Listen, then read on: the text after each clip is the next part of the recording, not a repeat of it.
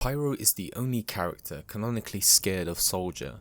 In one comic, Pyro hallucinates a bear attacking, which adds to the humour.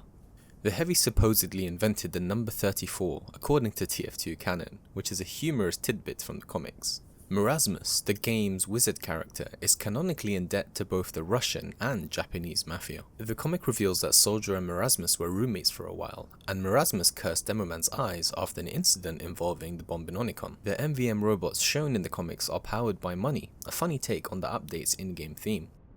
The Demoman's dad tried to assassinate the British Prime Minister with a bomb, but accidentally killed 14 civilians instead, leading to a huge fine for the family and unexpected dark humour. Spy has a humorous detail where he appears to have a full miniature dinner inside his teeth, complete with tiny food and candles. The voice actors for Sniper and the Administrator, two important characters, are actually married in real life. Abraham Lincoln is jokingly credited with inventing stairs in the fun TF2 comic lore. The Track Terrorizer hat for Scout tells the story of Scout joining the track team briefly at age 27 to flirt with girls, but getting kicked off when it was realized he was an adult not enrolled in school. Bill's hat is a team-colored beret originally from Left 4 Dead, awarded to players who pre-ordered Left 4 Dead 2, connecting TF2 to another Valve game. The Ghastly Gibbous is one of the earliest and most iconic cosmetic hats in TF2. It is a damaged black gibbous hat with the top nearly detached. It was originally awarded to the first 10,319 players who visited a hidden webpage during the Haunted Halloween special in 2009, making it a very rare and historic item. Players could also earn the Ghastly Gibbous by dominating a player who already wore one, through the Ghastly Gibbous Grab achievement. Over time, the Ghastly Gibbous was upgraded into versions such as the Ghastlier Gibbous and the Ghastliest Gibbous, each with unique cosmetic additions like eyeballs or bats on the hat. The Ghostly Gibbous is a related variant, a less dusty version with a black band and a tiny ghost that jiggles under the brim. The Galvanized Gibbous is a community-created robotic version of the Ghastly Gibbous made of black metal.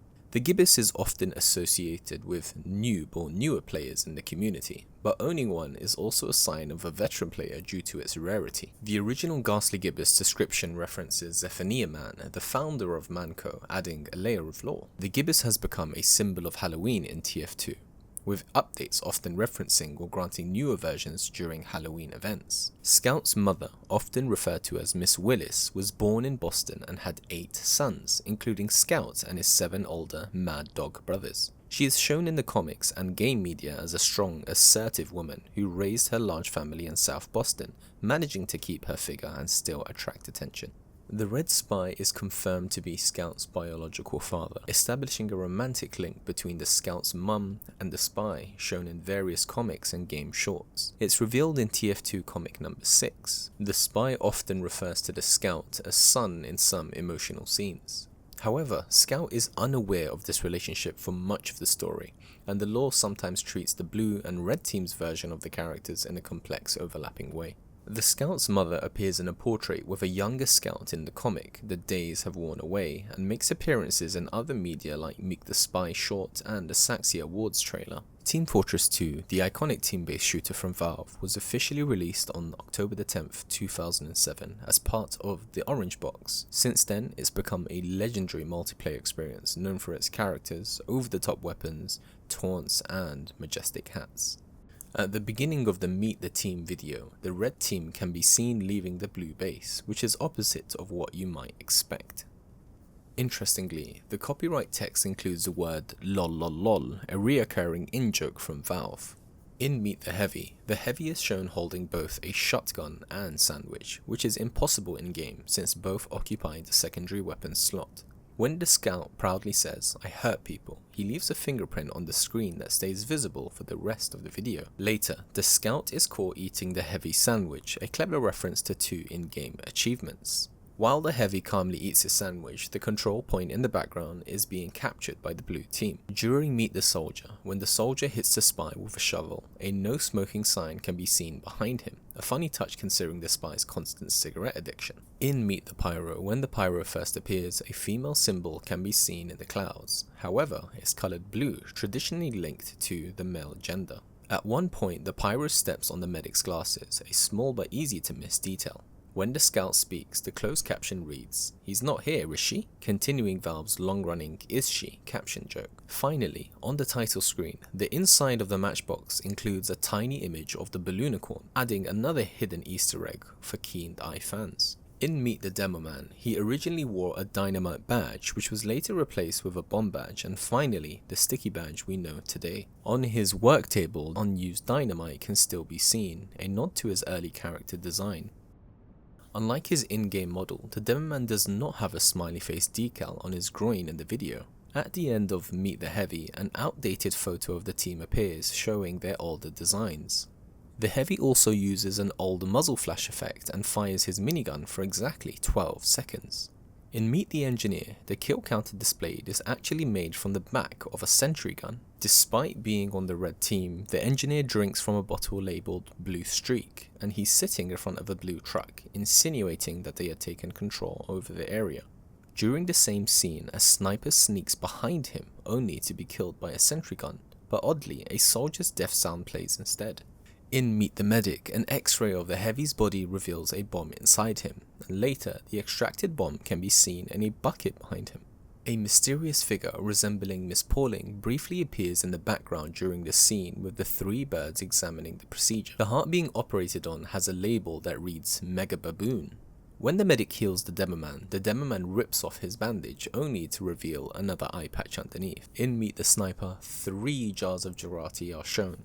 The nearby billboard reads FOAD, camping fun all year round, referencing both the sniper's camping playstyle and the phrase "F off and die." On the dashboard, a bobblehead resembling the civilian from the original Team Fortress can be seen. In Meet the Spy, the one key on the soldier's control panel is clearly worn down, suggesting it's not his first time spamming that button. When the scout pulls the knife from the spy's disguise, the handle clips through the sniper's back, a small animation error.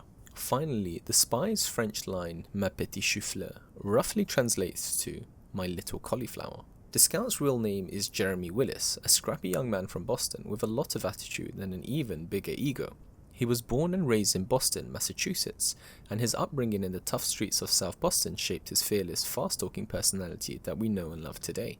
His official job title is Rapid Recovery, which is a title fit for his speedy nature. His in-game motto is "too much caffeine," which perfectly sums up his hyperactive, always-on-the-move energy and his addiction to energy drinks.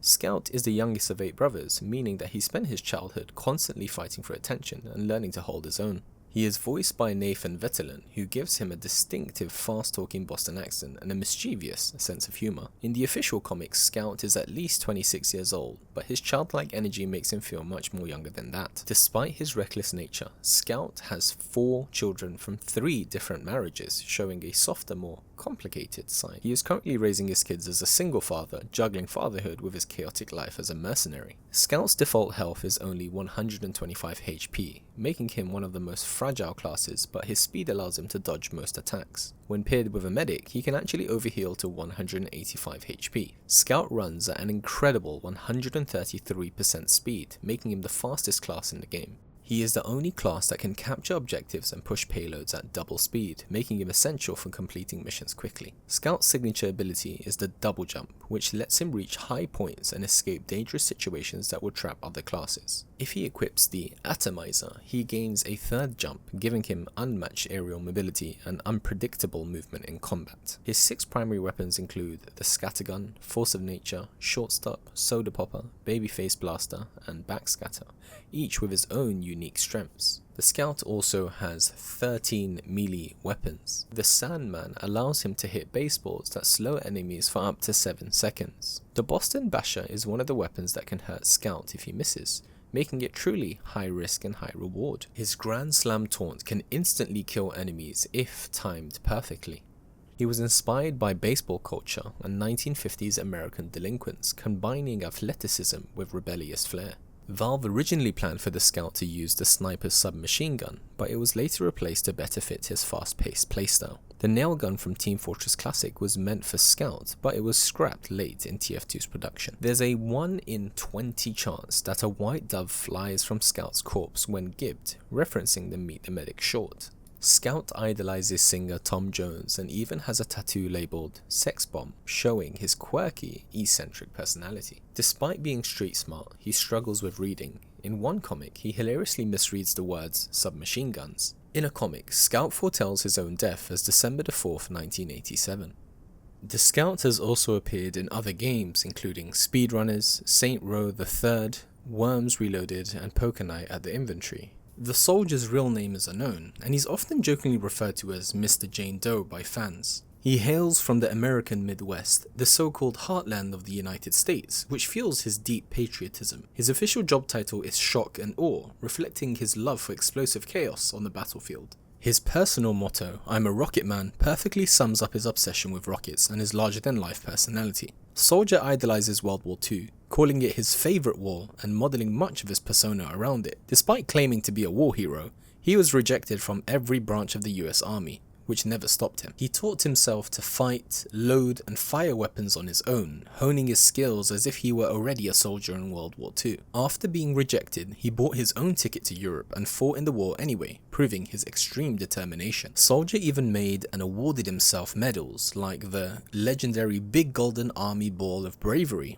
celebrating his imagined heroism. He continued his personal war until 1949, 4 years after World War II officially ended, showing his relentless and obsessive nature. Soldier is a loud, jingoistic patriot who loves America with an almost blind devotion. He is both brave and mentally unhinged, the combination that makes him unpredictable in every encounter. He despises communists, hippies, and anything he considers un-American, often ranting about them at any opportunity. His IQ is lower than most mercs, but his sheer intensity and passion often make him a natural leader. He even built a wooden platoon of imaginary soldiers, including Salty Pete, Iron Eye, and Pepperpot Pete, to keep himself company. Soldier once killed a man in Germany just asking for directions, highlighting his extreme and unpredictable nature. Soldier is extremely competitive, especially towards the Demoman and Scout, always looking to prove his superiority. Soldier is voiced by the late Rick May, whose booming, exaggerated voice perfectly captured the character's over-the-top personality.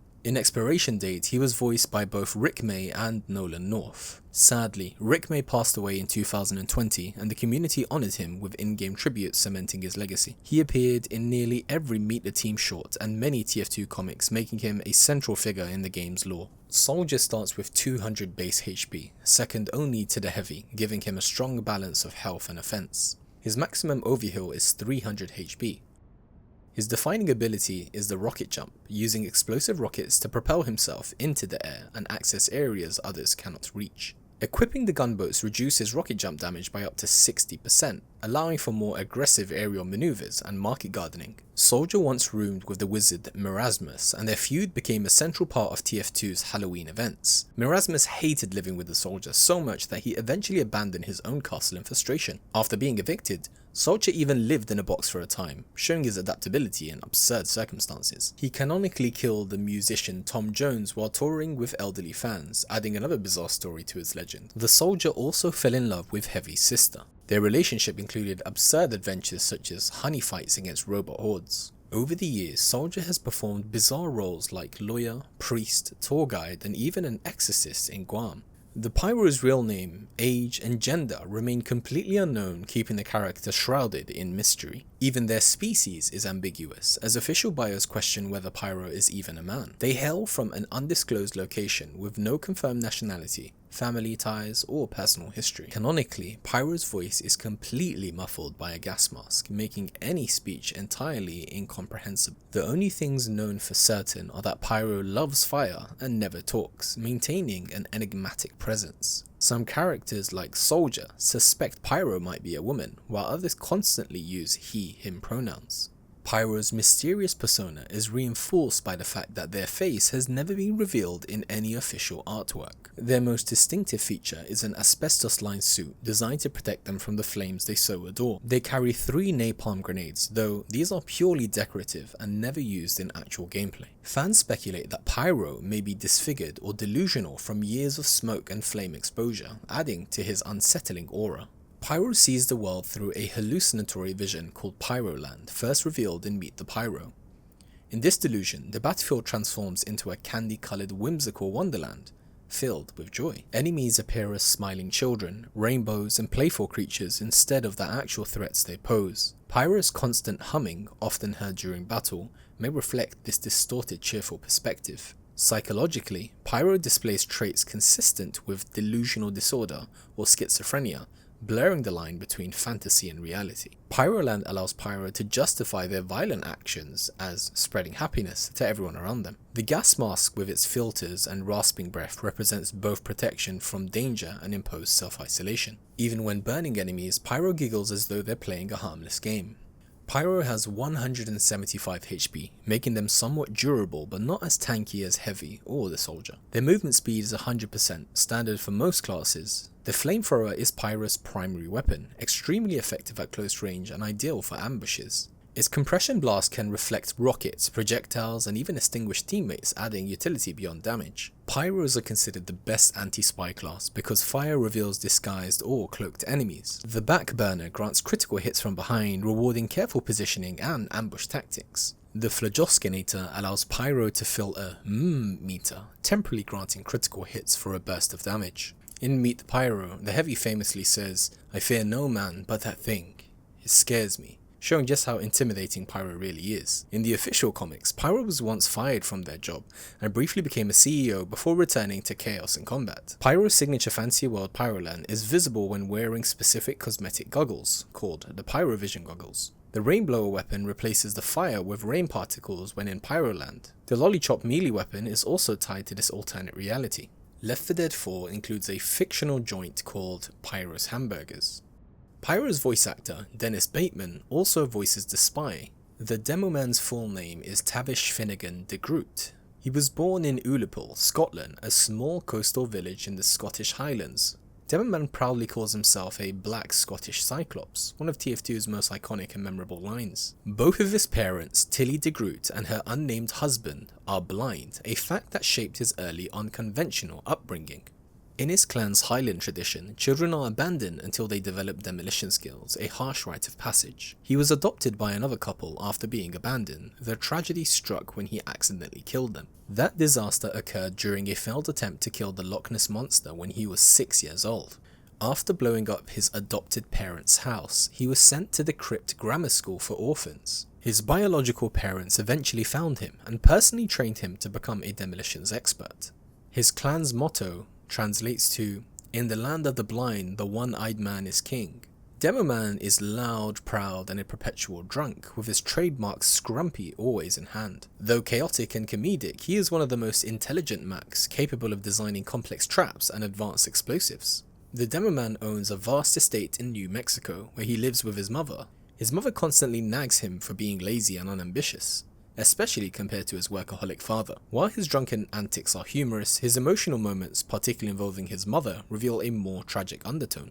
The Demoman claims to have killed the bloody Loch Ness Monster, and he has the bottle to prove it. He is one of the highest paid mercenaries in TF2 canon, earning approximately $5 million a year. Adjusted for inflation, that equals about $36 million in today's money. Demoman's primary skill is explosive expertise, mastering bombs, grenades, and sticky charges with deadly precision.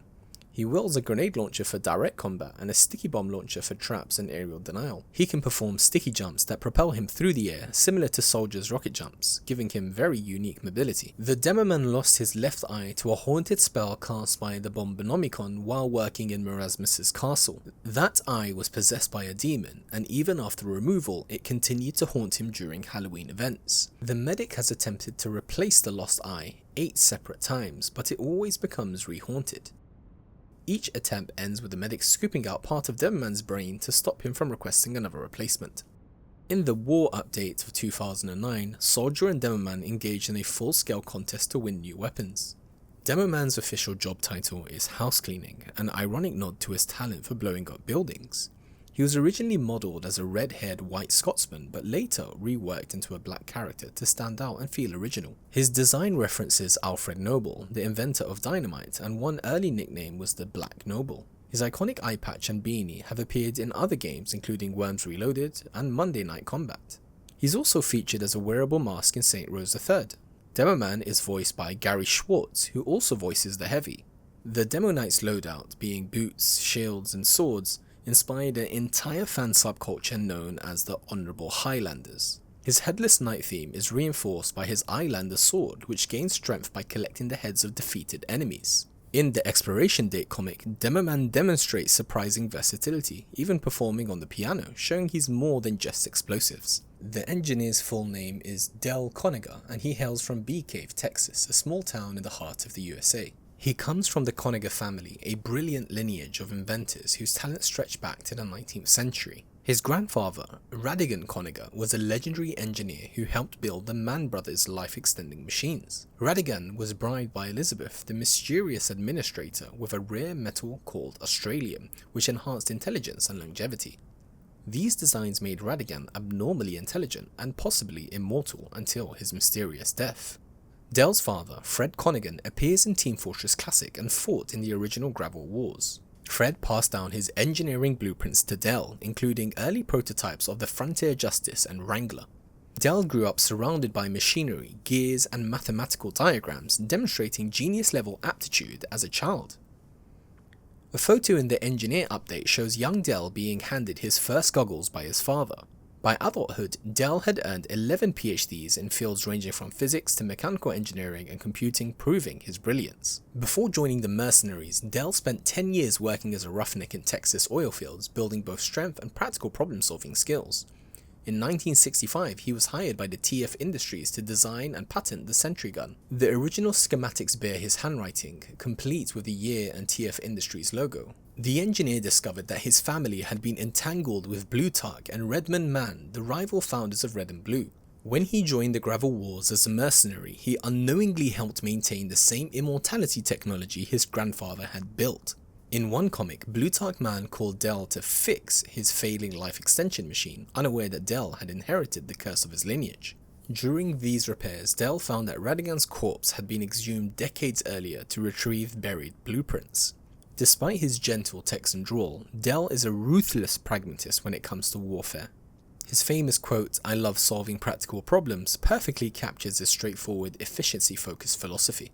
In the engineer's spare time, he plays the song Morgon from Meet the Engineer, which is his personal tune. Despite his incredible education, Del remains humble, calling his 11 PhDs just good old-fashioned learning. He avoids deep philosophical discussions, remarking that beauty and morality are non-practical problems. The Wrangler gives him manual control over sentries, likely derived from Radigan's original remote defense technology. The gunslinger and mechanical hand replacing his right one is hinted to be self-made from his grandfather's designs. Del is one of the few mercenaries aware of the administrator's true motives to sustain herself through Australium and the machines she commissioned. In later comics, he reluctantly helps build these life extension devices, haunted by the responsibility of his family's legacy. As revealed in Blood in the Water, Del is possibly one of the few remaining Conigans with direct access to the Mann family's technology. In Expiration Date, voiced by Nolan North, he assists Medic in discovering the side effects of teleporter radiation, which mutated bread instead of harming humans. The Medic's full name is Dr. Ludwig, also known as Herbert Ludwig, and he is born in Stuttgart, Germany. He grew up during World War II, a turbulent era that heavily influenced his attitudes towards medicine, ethics, and human life. Ludwig earned his medical license early,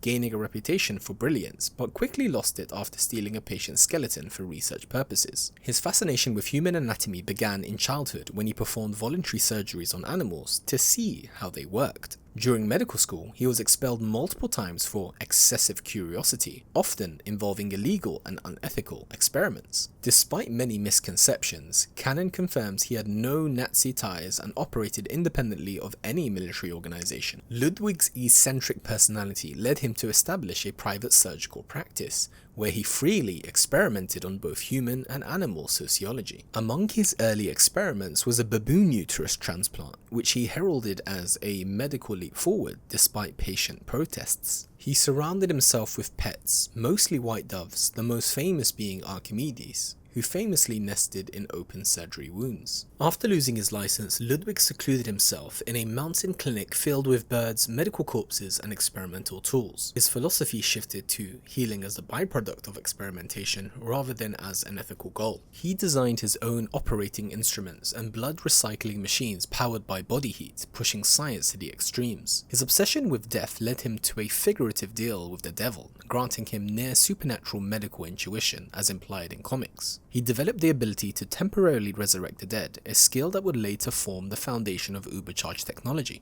Ludwig often experimented on himself, implanting organs and blood from multiple animals to enhance his own resilience. These self-experiments granted him accelerated healing and immunity, which explains his in-game health regeneration. He viewed morality as a roadblock to progress, frequently stating, "The healing is merely a pleasant side effect." After decades of rogue research, Blutarch Man hired him to extend life artificially, cementing his reputation in underground science circles. While treating Blutarch, Medic discovered the potential for a distributed energy link between healer and patient. This discovery became the foundation for the Medigun, designed to transfer his excess vitality to teammates. He experimented with different settings, creating weapons like the Kritzkrieg and Quickfix, each with unique healing properties. The Kritzkrieg critical hit ability may have originated from energy frequencies traced to life forces or souls. The Medigun allows temporary invulnerability by overloading tissues with a condensed bioelectric field. Medic views Ubercharge not as healing, but as an experiment in applied divinity, blending science with his obsession. When asked about medical ethics, he famously laughed and said, "Hippocratic oath? That was downgraded to Hippocratic suggestion." He personally conducted the first human transplant on Heavy, swapping out 9 hearts before finding the one that fit just right. Patients resurrected by him often show mild psychopathic tendencies, likely due to prolonged exposure to his healing beam. Despite the horror, his work made the mercenary team nearly immortal during the Gravel War, solidifying his utility. Ludwig joined Red and Blue as a shared field doctor, using battlefields as living laboratories for his experiments. His experimentation sometimes had heroic results, like repeatedly saving Heavy's life under impossible conditions. Medic developed a deep bond with Heavy, describing his body as a masterpiece of natural artillery. In Meet the Medic, he performs open heart surgery mid-battle while laughing maniacally, a canonical demonstration of his mental instability. In Man vs. Machine, he repairs and augments defenses using experimental nanobiological enhancements. He repeatedly resurrected Demoman's cursed eye during Halloween events, ultimately removing part of Demoman's brain to stop the cycle. He sometimes transfers body parts between teammates as a trust exercise, with Spy once waking up with Scout's stomach. Several comics show him exhibiting affection, nursing dying teammates even without necessity, revealing complexity beneath the madness. He was raised by adoptive parents in the harsh Australian outback, which shaped his resilient, self-reliant nature. His biological parents, Bill Bell and Lana, accidentally crashed their rocket ship into Australia during a battle for survival. Learning later that his adoptive parents were not his biological family added to his introspective and solitary personality. As a child, he was an outcast due to his physical differences. His upbringing made him emotionally distant and pragmatic about killing, viewing it purely as a job done efficiently. He has a long-standing rivalry with Spy, another assassin who favors close-range tactics and contrasting philosophies. Unlike Spy, Sniper values precision, control and distance, believing his disciplined methods make him superior. His values emphasize professionalism and respect for the craft of sniping rather than the unnecessary cruelty. The Sniper is a support class specializing in long-range elimination, with a special sniper rifle capable of guaranteed critical headshots. His catchphrase, "Sniping's a good job, mate," reflects his pragmatic, straightforward attitude. The Sniper also plays the tenor saxophone. Scars from the Spy's knife during Meet the Spy are reflected in his in-game model, adding depth to his backstory. The Sniper is voiced by John Patrick Lowry, who is married to Ellen McLean, the voice of the Administrator, and GLaDOS in Portal. Sniper was hired in 1968 alongside other mercenaries to fight over New York-Mexico territories. During the Gravel Wars, he honed his sharpshooting and survival skills to perfection. At one point, Sniper was believed to be dead. His Jurati weapon, literally a jar of urine, is humorous but effective for debuffing enemies. The Sniper remains wary of betrayal, maintaining a lasting distrust of spies due to past encounters. The concept of Sniper's Jurati comes from the TF2 universe, as is highlighted in the comic The Insult That Made a Jurati Master Out of a Sniper, part of the Sniperverse spy update. In this story, Sniper discovers Jurati, a jar-based karate invented by larger-than-life Australian tycoon Saxton Hale, CEO of Manco.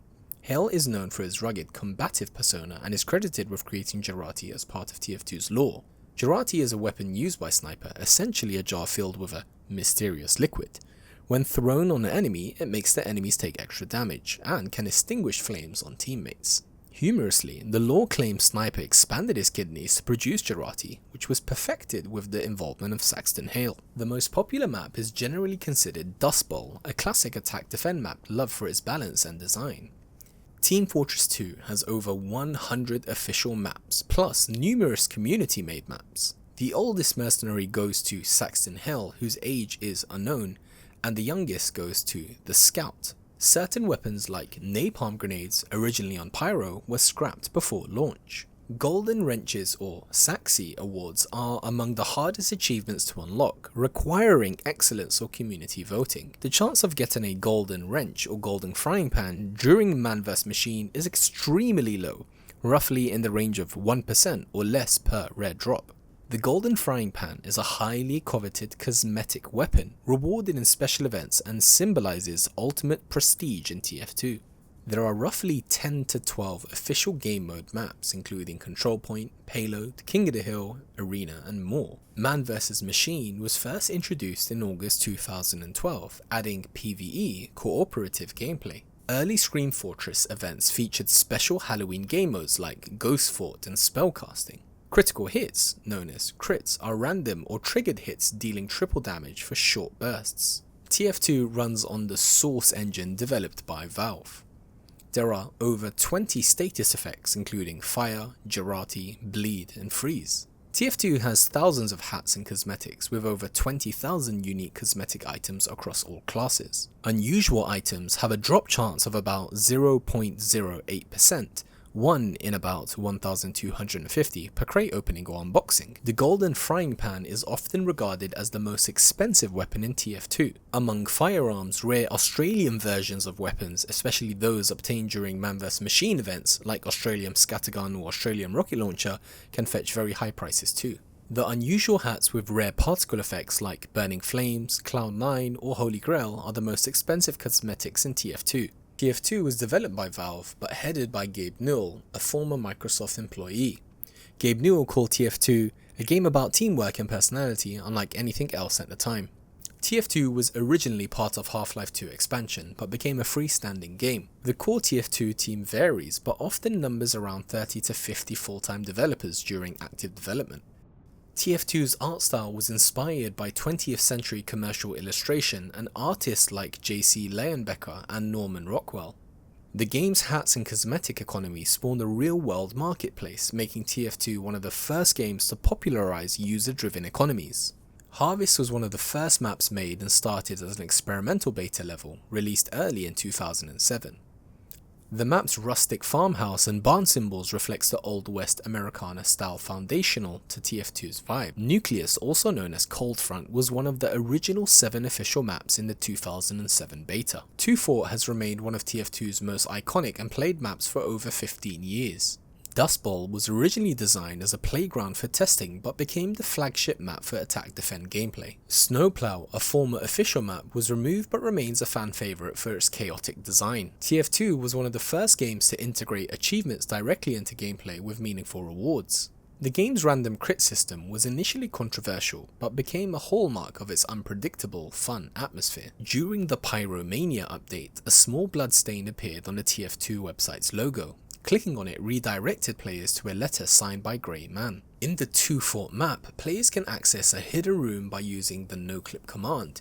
This room contains various secrets and is a nod to the game's long-standing community. On the SD Doomsday map, there is a secret hatch that, when accessed, reveals a room with a soldier and a spy discussing plans. Prior to the Pyromania update, crafting 3 bananas resulted in an error message with unexplained code, leading to speculation about hidden content. In various maps such as the Jungle update, players can find hidden messages from Grey Man. Soldier's line, "I don't have time to bleed," is a direct reference to the movie Predator, an item named after the character Shakespearicles, a humorous take on Shakespeare. Some maps contain hidden messages from the developers, often insights or jokes for attentive players. In 2025, a player known as Gregarious destroyed a Golden Frying Pan, one of TF2's rarest items valued at approximately $6,770 during a live match. This item triggered a notification to all online players and sparkled widespread attention. Interestingly, Gregarious had previously destroyed the same item a year earlier, but Valve restored it under exceptional circumstances. This time, however, Valve is unlikely to restore the item, as their standard policy is to avoid duplication that may disrupt the game's market. Despite being depicted as right-handed in-game, Spy is shown fencing with his knife in his left hand. The Horseman, a Halloween boss in TF2, has 3 unused animations, 1 for jumping and 2 for failing a high 5. These animations play almost identically to Demoman's, but features the Horseman either shrugging or shaking his head disappointingly or flipping off the player. In Sniper's van, there's a bobblehead of the Team Fortress Classic civilian that Sniper sometimes flicks the head off. This is a reference to the Hunted mode where snipers try to kill civilians. The Apothecary's arrow was a scrapped primary weapon for the medic. It would have applied mad milk to enemies on primary fire, and on secondary fire healed teammates and gave them a vaccinated Ubercharge bubbles for up to 3 seconds. In the German version of Meet the Team videos, when characters are gibbed, they bleed oil and explode into cogs and screws instead of blood and bloody parts. This censorship was done to comply with German content regulations. Saxton Hale's chest here is shaped like Australia. In the map Harvest, there's a tombstone that reads RIP the 10th class. This is a nod to the long-standing community joke about the elusive 10th class in TF2. Several TF2 weapons have names, adding personality and lore depth to them. Examples include Heavy's minigun Sasha and the Heavy's shielded minigun Oksana. The Pyro's backburner weapon originally could not perform air blasts. The first unusual quality cosmetic items were introduced in the Manconomy update. These items featured unique particle effects and could be obtained by unboxing specific crates starting with Series 59. The first hats in Team Fortress 2 were added in the Gold Rush update on April 1st, 2008. This update introduced cosmetic items to the game for the first time, including hats like the Genuine Trophy Belt and the other early promotional items. As of October 2025, there are 323 unique unusual items in Team Fortress 2, spread across 648 cosmetic items, 113 taunts, and 44 weapons. Interestingly, a scout figure can be found in the game of Half-Life Alyx. Because of the mutated milk's different model physics, this item reskin can be thrown slightly further than the original Mad Milk. In the Man vs Machine trailer, Scout switches between the Stock Bat and Sandman twice. Scout can assist in his own death if his Sandman ball is reflected and then he is killed by an enemy player.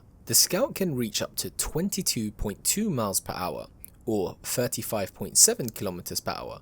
In comparison, Olympic gold medalist Usain Bolt can reach up to 27.8 miles per hour. Scout is tied with Pyro for the most amount of unique weapons. In the Meet the Soldier trailer, Scout is shown as wearing his headphones over his right ear, while in-game it is worn on his left. The cosmetic batter's helmet is designed to be worn by left-handed batters, even though Scout is right-handed. Scout has a scrapped weapon called Catcher's Mick, which would have let him catch projectiles and throw them back. In all of Valve's Meet the videos, not a single blue Scout is killed. The Fan of War was originally going to be for Soldier rather than for Scout. Scout's mother is engraved on the Ambassador. Engineer's Dispenser has the nail belt from Scout's original planned nail gun. Each class is represented by a piece of bread. Scout is represented as a plain loaf. A hat called the Bonkenflash was going to be released but ended up being scrapped due to concerns over copyright issues with DC's Flash. This was later changed into 2 separate cosmetics, the Bonk Boy and the Lightning Lid. The Bonk Atomic Punch comes in 2 flavors, Cherry Fission for the red team and Blutonium Berry for blue. The Criticola was designed the day before it was incorporated into the game. Soldier has a higher chance to spawn bread when teleporting. Each class again is represented by bread. Soldier is a military ration. The achievement Project Excelsior Parachute 19.7 miles is a reference to a series of extremely high altitude parachute jumps conducted by the US Air Force. This was over the New Mexico desert in 1959 and 1960. This project set a jump altitude record of 19.47 miles. The Pyro uses the same voice lines in all languages. Even though Pyro is right-handed, he holds the fire axe left-handed. Pyro was originally going to receive a flamethrower called Wrath of Wan Hu, but it got reworked and eventually became Heavy's Hulong Heater. In early versions of TF2, there was a file named Female Head Black, which started the conspiracy that Pyro is actually a female. Portal 2 had a trailer where the Aperture employees were watching the Meet the Pyro video 2 months before it was announced. Pyro's Respectless Rubber Glove hat was the first hat to have jiggle bones. There is a giant balloonicorn in Valve's office. Pyro's power jack is made up of a 1950s automobile jack and a car battery. If Demoman hits anything with a critical bottle swing, the weapon breaks. Demoman's dad walked 15 miles in the rain to blow up the Queen of England for a nickel. The Dangeresque 2 cosmetic was the furthest Valve wanted to go in their cosmetic style since the game takes place in the 60s to 70s, and this cosmetic is based on a style in the 80s. In the map, Egypt, the hieroglyphics showcase several TF2 references, including a Heavy with a minigun. Heavy's original melee weapon was supposed to be a lead pipe. It cost around $40,000 to fire Heavy's gun for 12 seconds. In today's economy, that would equal to around $3.6 million. The emblem on Heavy's sleeve was originally going to be a skull with crossbones. The cosmetic Siberian Sophisticate adds a barcode to the back of Heavy's head. A fully healed Heavy can survive all of Pyro's taunt kills. Heavy's finger gun taunt kills the target with the code equivalent of a wide invisible bullet. Engineer is the shortest character at 5'7". The Engineer wears the default hat backwards. The Hot Rod cosmetic falls down when Engineer is in construction mode. It takes about a second for the sentry gun to do a full 360. The Medic plays his melee violin on the wrong shoulder. The Medic and Engineer have the least amount of unique weapons. Medic's clinical trial set is the only set that does not include the cosmetic. If you equip the Sydney Sweeper, the bullets in Sniper's pockets are replaced by darts. The Sniper and Spy are the only classes who wear watches. Marasmus uses Sniper's melee animations. The Meet the Spy video got leaked 2 days before they intended to release the video. Spy is fluent in French, English, Spanish and Italian. The loading screen has 21 bars. Marasmus borrowed $12,000 from the Japanese mafia to construct a carnival.